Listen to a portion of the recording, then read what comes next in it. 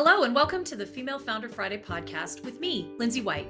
I'm passionate about helping female entrepreneurs be great leaders, build high-performing teams, and create inspiring workplace cultures through innovative talent programs and practices. Because when people feel like they belong at work, they deliver their very best and businesses thrive. The Female Founder Friday podcast is all about connecting with the most incredible female entrepreneurs to talk about their journey to creating their own business, the mistakes they've made along the way, and how they view their own leadership. And I'm challenging all of my guests this season to take my leadership style quiz, and during each episode, we'll be digging into their leadership style and how it impacts the way they lead in their life and their business. And if you're interested in learning more about your leadership style and want some of my top tips to help you lead more effectively, you can take the quiz right now. Just check out the show notes or head over to 𝐭𝐻𝑉oltageleadership.ca and click on the button at the top of the page that says Take the Quiz. Then you can share your results, connect with my guests, and join the conversation on Instagram by following me at 𝐻𝐻VoltLeadership. My guest today is Nicole Schaefer, and her organization is called Spiegelbild, and it's German for mirror image and reflection. And that's exactly what Nicole does. She's a leadership coach that uses horses as her co-coaches to use them as a reflection so that we can really see how we're showing up as a leader. I just love the idea of bringing this equine aspect into the business and into the coaching. And she's going to tell us all about that today. Wow. Welcome everyone to another episode of the Female Founder Friday podcast.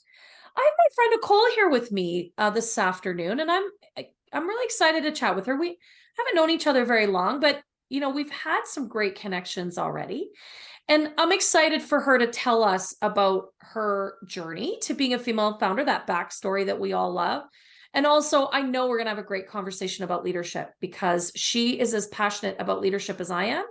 And she does something really cool to help people understand what being a great leader is all about. And that's why I wanted to have her on the show, because I think what she does is really neat. So Nicole, thanks for coming. I really appreciate it this afternoon.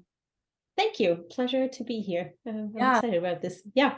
Me too. I'm excited too. Okay. So tell us, first of all, tell us what you do, because then you're going to tell us about the backstory. And I think it's important to understand what you're up to first. Yeah. So I'm the founder of Spiegelbild, which is a German word for mirror image. You can also translate it into reflection, and my accent may give it away anyway. So I was born and raised in Germany, and I wanted to have some of that connection back to the roots in my company name. So that's how Spiegelbild came about. And what I do is equine-assisted coaching. So I am a professional coach for leadership development, personal and professional development, and I do involve horses as my co-coaches.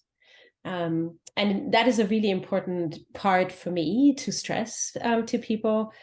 I don't use horses in my program, and the horses are not forced to do anything. The horses really, truly become partners, my coaching partners, and they also become partners of my coaching clients. So they really show up as true teachers and provide a different perspective and truly a different dimension to coaching, which I absolutely love doing. Okay, I love that. And thank you for clarifying. Actually, that's a genius move. And although I have not participated with Nicole in her program and with her co-coaches, these beautiful horses, I've been involved in something similar to this in the past.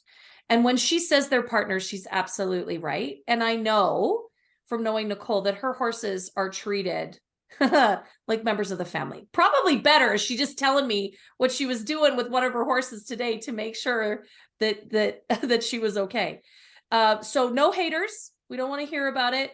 Nicole's animals are deeply respected for what they contribute in this coaching context.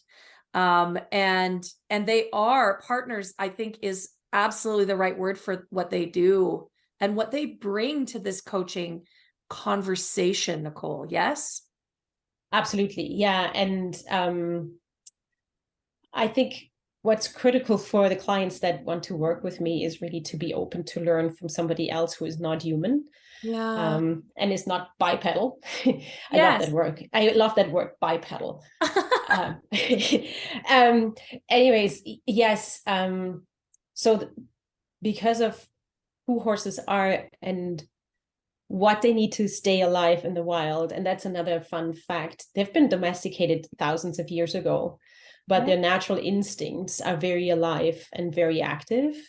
So horses, because of their history and their evolution and being prey animals, they have a very acute sensitivity for emotions and for intentions and for energy that shows up. And for me as a coach, that provides just a whole other dimension and so many more facets. And also, horses are totally unbiased. If they feel they need to leave you because you don't feel comfortable for them, or you bring in energy that they get scared of, or there's some anger and negative emotions they don't want to deal with, they leave. Yeah. Whereas as humans, we have all these conventions and we feel like, no, we have to give benefit of the doubt, and we cannot be too direct into a person's face and say, you know what, your energy really doesn't jive with me today. Yeah. Whereas the horse doesn't care. The horse says exactly that. And then for me as a coach, it gives me a lot of depth and a lot of richness to work with. So that's why I love what I do. And for coachees, it gives them such incredibly direct feedback. Yes. And I would also say you have to be a bit brave. Like, you know, a big animal telling you you're just not desirable to stay with right now. You know, you have to have some sense of humor and, you know, be wanting to reflect on what they tell you. Yeah. Yeah. And I love what the horses bring to the coaching container, if you will. We're using sort of coachy language. Sorry, when coaches get together, they start to nerd out and use nerdy coach words. I love what they bring to the coaching container, and particularly to enhance in someone's leadership practice and awareness is listening. They don't talk. Yes. Right. And so you have to listen at a different level. You have to engage listening skills that you don't when you deal with bipedal humans. Yes, very much so. And you also have to really check into your body language. Yeah. Because if your words say something different than your body language, it's not that humans don't get this, and it's not that humans don't get confused by mixed messages, but same thing. As humans, we have this convention to say, no, maybe I'm wrong, maybe I'm not understanding this person right, maybe I'm off and it's not the other person that is off. Yeah. Whereas the horse is a very honest mirror. Yeah. And if they think there is some disconnect between your body language and your words, the horses go with the body language. Yeah. And as we know as coaches, but probably also not just coaches, your body language is the true teller, right?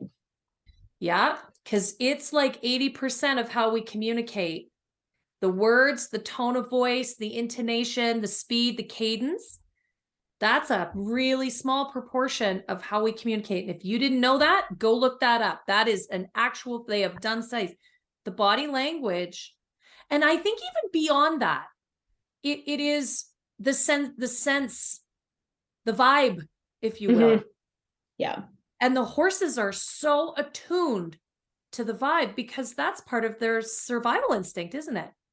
It is. Yeah. That's like, you know, if somebody in the herd context feels danger or feels insecure.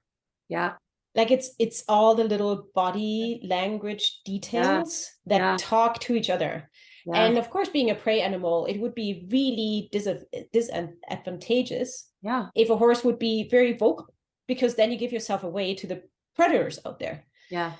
So of course, what you do is you have very subtle language, and therefore the horses are very tuned into those subtle, very little details and messages that are coming across. Yeah. You know, you just said prey animals, and you forget that actually, I mean, horses are so big and so beautiful. And you forget that, yes, actually, horses they're not a predator. They're a grass eater. Is that an ungulate? Am I saying that right? No, maybe not. I would say they're herbivores. Yeah, they eat grass. They eat grass. Yeah. And they don't eat anything else but grass. Yeah. And so they are, even as big as and beautiful and powerful as they are a prey animal. You kind of forget that. And because of that, they are just so tuned in to those incredibly subtle messages from each other as herd animals too. Yes. So interesting. That's so interesting. I love this. I love the subtle layers they bring to leadership awareness. Mm-hmm. And the other interesting aspect, which makes them such talented coaches, I would say, is they have a very solid social network. Mm-hmm. Like they have they live in a social network with roles and responsibilities, with hierarchy, with, responsibilities that come based on your leadership position. Right. And also what you can see is you have alpha type personalities, you have the more beta or the more submissive personality types, but that does not mean that the more submissive ones don't have important roles to play. Yeah. So there's a lot of similarities to, let's say, the work environment, or let's say a family network of people, where you have roles and responsibilities, you have, people that may be dominant in certain situations and not so dominant in other situations, and the horses bring all of that to a coaching relationship. Yeah, it's interesting you say that. One of the things that I'm exploring and bringing to some of the work that I do with clients is that leadership versus followership, and how, for the horses as part of a herd, that is it's such an important context for them. And we have so much to learn about how to lead and how to follow in a variety of ways, and in a variety of spaces. And that all of them are very active roles. Like, being a follower doesn't make you a passive role. You still have a responsibility, as you said. Absolutely. And so I really, that's super, super interesting. Super interesting. And it's also, you can really observe, not every leader is the same leader, which is, I think, again, brings so much perspective into coaching, because you have the really friendly leaders that are well respected, and they only need a very subtle sign and everybody knows their place. And then you have the bossy leaders, the bully leaders. Yeah. They're still leaders, but they're not as well liked. And you can see how they get challenged every now and then, because people, like, not people, but their herd mates, things like, well, wait a minute, that's not so pleasant. So it's a lot of variety. Interesting. Okay. And so again, I love that the name of your business means reflection or mirror, because the horses are our reflection in terms of our leadership and our followership in our teams. We could nerd out on this all day. We have gone out for one drink and it's ended up being a 4-hour conversation. So we're going to try and be concise today. What I do want to dig into a little bit is, how did you get to this space? How did it become you partnering with the horses to help with leadership coaching? How did you develop that? So it really started, I had bought my first horse. I was super happy. And the second horse, or to be my second horse, started to date me. So she chose me, and she had like 60 acres to roam, but still showed up every time I would be working with my already adopted horse. And she would just show up and stand there and watch us work with each other. And then she would disappear again. So both my horses are from a rescue. How lovely. And then, and both of them were super young when I met them. And people at the rescue would start to talk to me about horse number 2 being my true horse, because she chose me, and she's very particular about who she likes and who she's not opening up to. So, and then I felt like it was really disarming to be chosen by an animal. So I adopted horse number 2. And what I noticed really right from the get-go is their different personalities. Yeah. And that translated into me needing to be different with them. I can't be the same person with the same intensity and the same approach to both of them. So I had to adjust how I treat them to be fair to them and actually meet their needs. And that's what sparked this idea, okay, if I get all this input from them and I have to reflect on how I show up, the energy I bring, how I, the energy I need to bring to calm them down, which is really different for each of them, how I need to listen to them, which is different between the two horses. I thought, like, if I get so much from that, I wonder if I could replicate it in the form of a program, or in form of an offering I could bring to people and help with leadership development. Because what it comes down to is, it is your emotional intelligence, it is your social intelligence, and it is your relationships intelligence. How do you work with people? What's your skill set?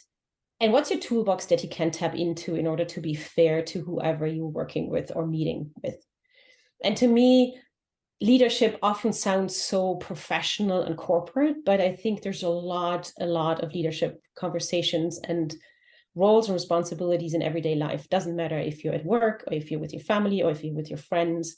I think leadership has a corporate feel to it when it's actually social. Yeah. At its ground, or at its foundation. Yeah.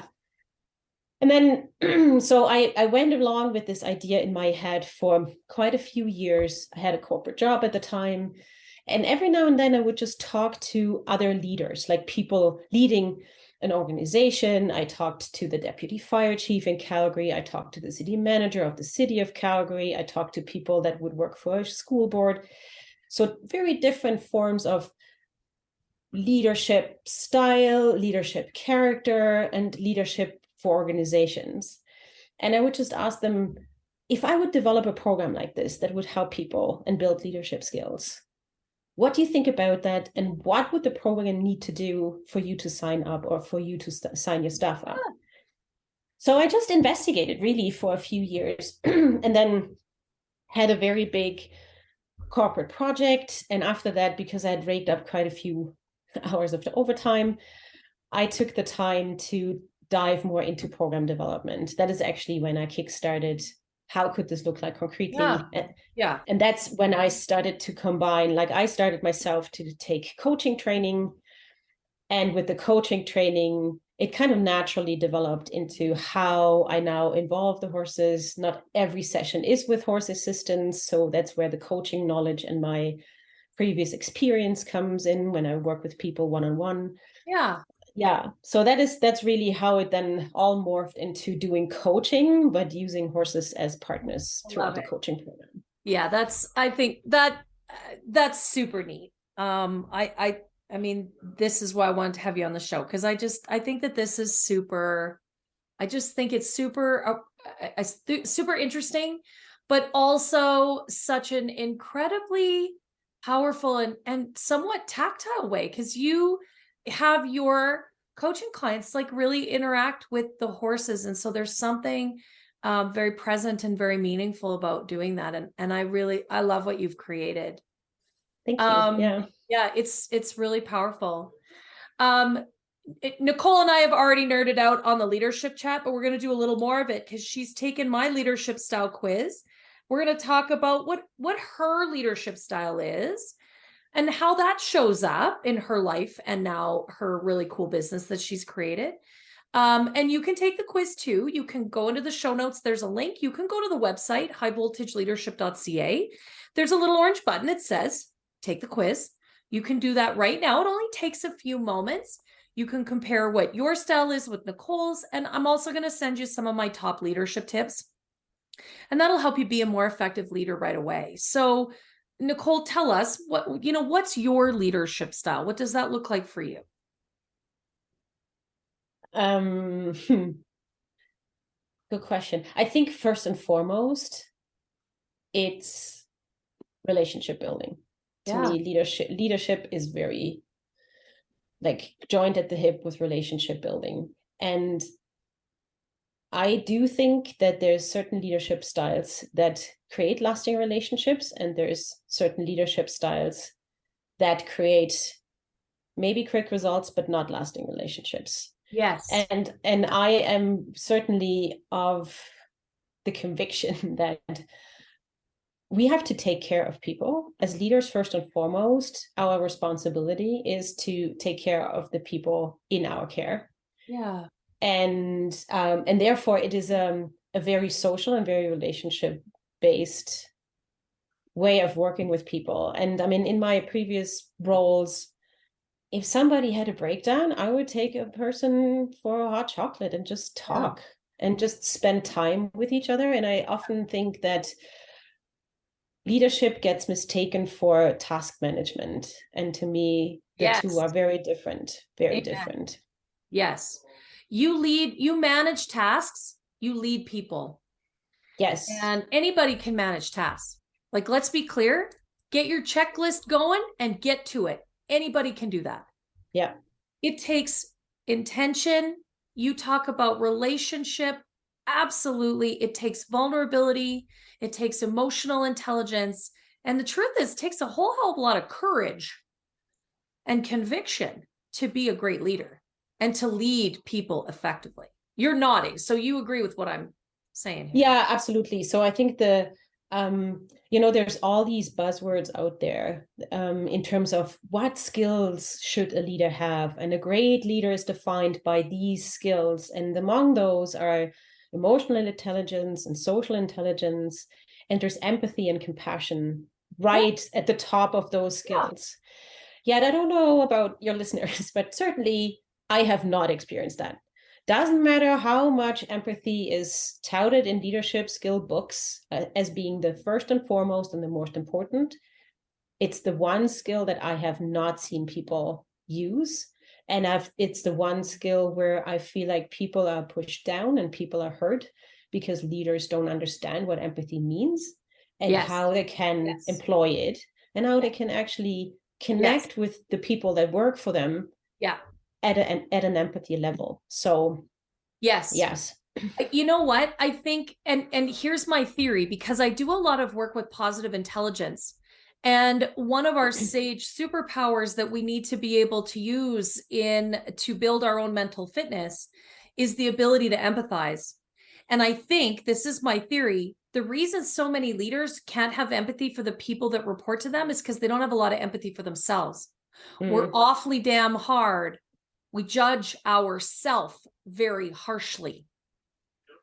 And the antithesis to judgment is empathy.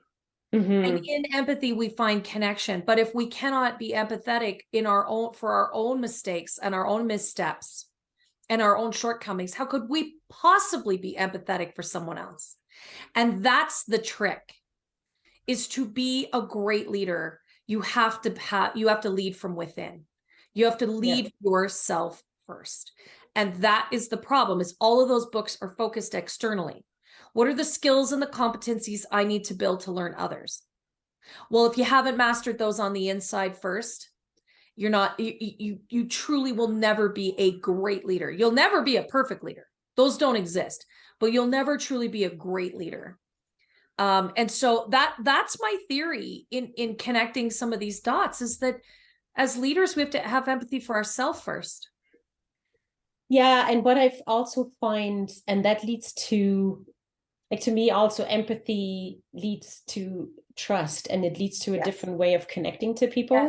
Yes. And there seems to be a disconnect between people thinking they have to control their people versus people thinking, or leaders thinking, they can trust their people. And there's a relation or a leadership culture that dominates on control. Because that's seen to be the only way, or the most secure way, to get results you're desiring as a leader. And I've often wondered, what would happen if those people would just go on a big experiment and say, you know what, I let go of control. I know that the people that work for me are smart and intelligent and skillful. They can do it. What would happen if I step away and let them figure it out on their own, and just have a gigantic experiment and see what the results are? And my theory is the results would far exceed what you can get in a controlled style, because now people can use their creativity, they can use their innovative thinking, they can use some playfulness and risk taking. There's so many options that open up, which I think would in the end likely lead to better results than the controlled style. I think you're right. And just to add to that, I think that command and control style is on the way out. I really do. Because I do not believe that the younger generation of workers that is joining our workforce now will actually tolerate that in any meaningful way. Mm-hmm. I'm not interested. If that's the style of leadership in your organization, they'll just go somewhere else for the most part. They're not interested in that. And they are smart and they are savvy and they're really techie and they do things differently.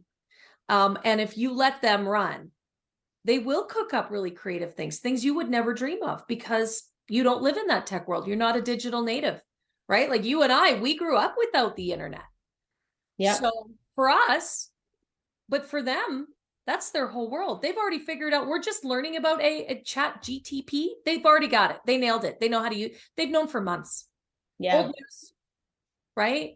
And the old chicks like you and I, we're still trying to figure out what the hell that thing actually does. So I think you're right. That command and control style is on the way out. And if you can't lead with trust, with empathy, with courage, and create space for people to be innovative and explore, I don't think you're going to be a very effective leader. And I don't think you're going to be a leader for much longer.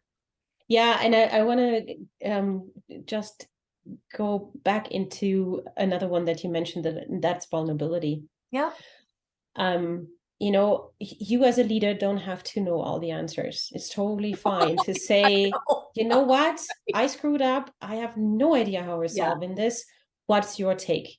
And that vulnerability to me also is directly linked to not having a big ego.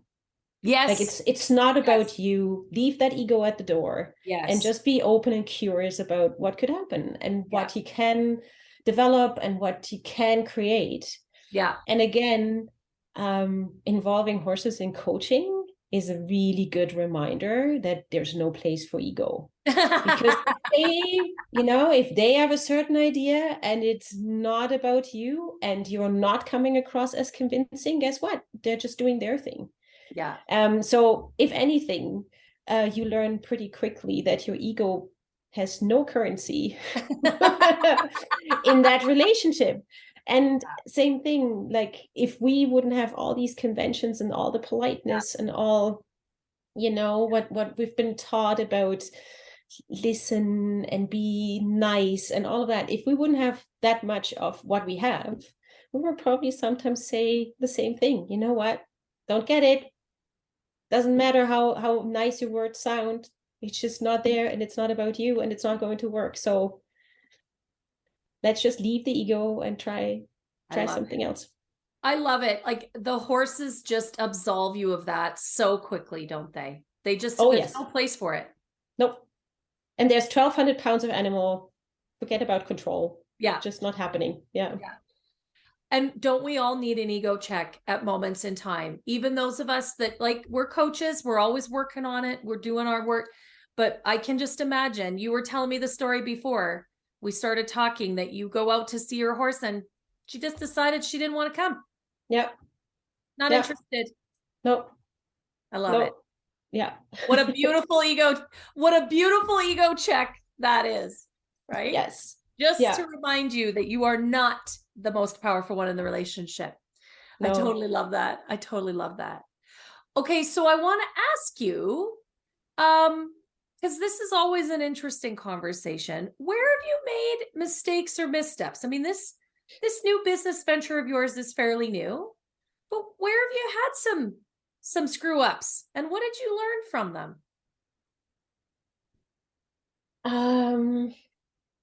Fortunately, I have to say, no major devastating crazy screw ups so far. Yeah. Knock on wood. I would say the biggest learning probably, and this is something that's been going on over the last few months, is to navigate between wanting to reach more people, telling more people, more communities about the work I do and how it could benefit them and the challenges they're going through. Yeah. While at the same time respecting that everybody is on their own time schedule. And when I meet with people, no matter how interesting my programs sound, I have to be mindful of the time schedule those people are on. And sometimes it may come to fruition pretty quickly. And sometimes people go away and I don't hear from them for a while. And that trusting that you put the right seeds in the right places and then let them grow and let go of control. There we are again at controlling. Right. As a business owner and as I'm, trying to reach more people and touch more people and offer this to more people and broaden my spectrum in terms of who I'm working with and what my clients groups are, it is give it the time it takes. Do the right things, put relationship first, really build those connections with people and connect on a heart level and on an emotional level, because that's the work I do. When a person works with me, it gets pretty quickly, pretty intimate. There's no areas in coaching that you typically spare out, right? So somebody may want to work with me for leadership purposes, but then it gets into family situation, or it gets into friend situation, or it gets into all sorts of personal situations. So in the end, I am becoming very quickly a very personal partner for someone. Yeah. For that time that we're together on a coaching journey. And in order for that person to trust me with an important step in their life and an important transformational phase in their life, they need to feel they can trust me. They need to feel who I am. They need to have an understanding what my values are, what I bring to the relationship. And that takes time. Yeah. And so I would say like my biggest learning and my biggest challenge, honest, is to give it that time to build those relationships and be okay with then stepping back and let the magic happen when it is time for the magic to happen. I completely respect and identify with that. And I think it's because we both have great passion for the work we do, and we know that the impact it can have. And we just think wholeheartedly that everybody just needs to be a part of it. Mm-hmm. But you're right. It's hard to allow the magic to happen when you're that passionate about what you do and you know how valuable it is. Yeah. And I think it's really like putting the emotional and the heart connections first and foremost is a bit tough if you're building at the same time a business that you want to thrive over time. Yeah. So like you I think, and that's another thing that I find just challenging on a day-to-day basis. I have to be business minded because there's a business to take care of, there's horses to take care of, there's my husband's and my life to take care of, like there's a lot of implications of the work I do. Yeah. And then at the same time, it's actually not work I do, it's building relations. Yeah. And to, to kind of move in that, it's like a force field of back and forth between being really business minded and being very relationship and person minded.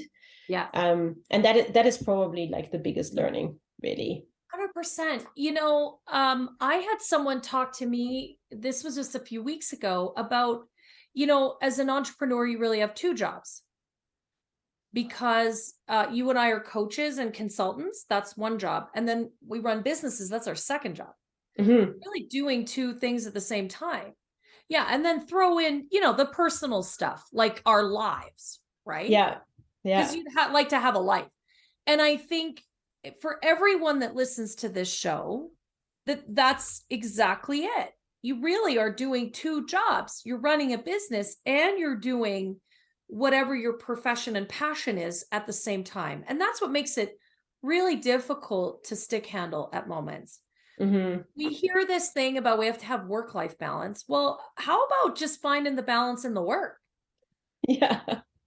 Yeah, very Like, true. whew, right? Very true. And I think the other big thing, so I would say, fortunately, no big screw ups, but it's the toggle between investing in the right things for your business to grow and investing in things that you think help your business to grow, but actually they don't. Yeah.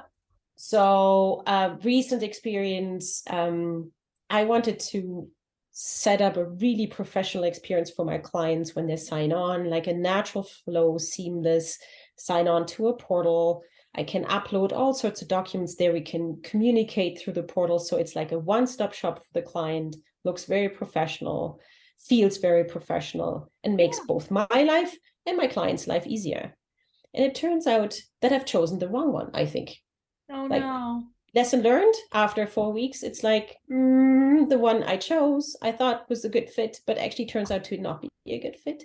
So it's sometimes, I think, no matter how much you investigate and you try to feel it out and you do the demo sessions and all of it, and you think you make an informed decision, sometimes it just doesn't work out. So I think it's like reminds me of resilience and pivoting. I actually hate the word pivot because it got so overused recently, but it is trying something, and if it doesn't work, don't be afraid to say, you know what, I much rather jump off this bandwagon and find a new one. Yeah, you know what? And I think that's a lovely, lovely lesson to leave everyone with today, is that it's okay. It is absolutely fine if you do choose a direction. What's the phrase? The road, the highway of life is paved with squirrels that couldn't make a choice, flat squirrels that couldn't make a choice, something like that. Like, don't be the squirrel that's sitting in the middle of the highway and can't decide, are you gonna go right or left and get run over? Make a choice. Yeah. And if it turns out it's not the wrong choice, shift. We won't use pivot. Shift. Change direction. Go a different way. Choose something else. Yeah. It's okay, but you've made a choice, and recognize the courage, the bravery it took to make that choice, and value the gift or the opportunity that came out of that. What's the lesson, right? What did you learn? What do you know now that you didn't know before? And yes, sometimes those lessons are expensive, and it's not always going to cost you money. Sometimes it's going to cost you a little bit of your dignity, maybe some pride, a little bit of that ego. Yeah. But you're always going to learn something. And if you value the learning, if you see that as a gift, if you can look for the opportunity, then all is not lost. And it doesn't matter how long you've been in business and how smart you think you are, you're always going to have those. I talk to women on this show and in my practice all over the world, doing this for decades, super smart ladies, constantly learning that lesson. So it's universal. And I really appreciate you bringing that up, because it's not the end of the world. You just shift and you keep moving forward. Right? Yeah. And I think it's, somebody in my past had this good advice for me, which is you're always moving forward. Always moving forward. You're not moving backwards. No matter, like your experience, nobody can steal it from you. That's your experience, and it's your choice what to do with it. Yeah. And we are the sum of our experiences. Mm-hmm. So we learn and grow and improve every day. And sometimes that learning comes through making mistakes or not, choices that didn't work out. That's okay. Yeah. That's okay. Don't judge yourself. Have a little empathy. Put your hand in your heart. Yeah. Screwed that one up. Okay. What's next? Right? Yeah. I love it. Nicole, what a great place to end the episode today. What a beautiful lesson to leave everyone with, and a beautiful thought. Thank you again for your time, for all of your wisdom, all of your sharing. It's been a wonderful conversation. Thank you, Lindsay, for inviting me. It was an absolute pleasure, and it was really fun to be here. So thank you. Yeah. What a great conversation. I really appreciate it.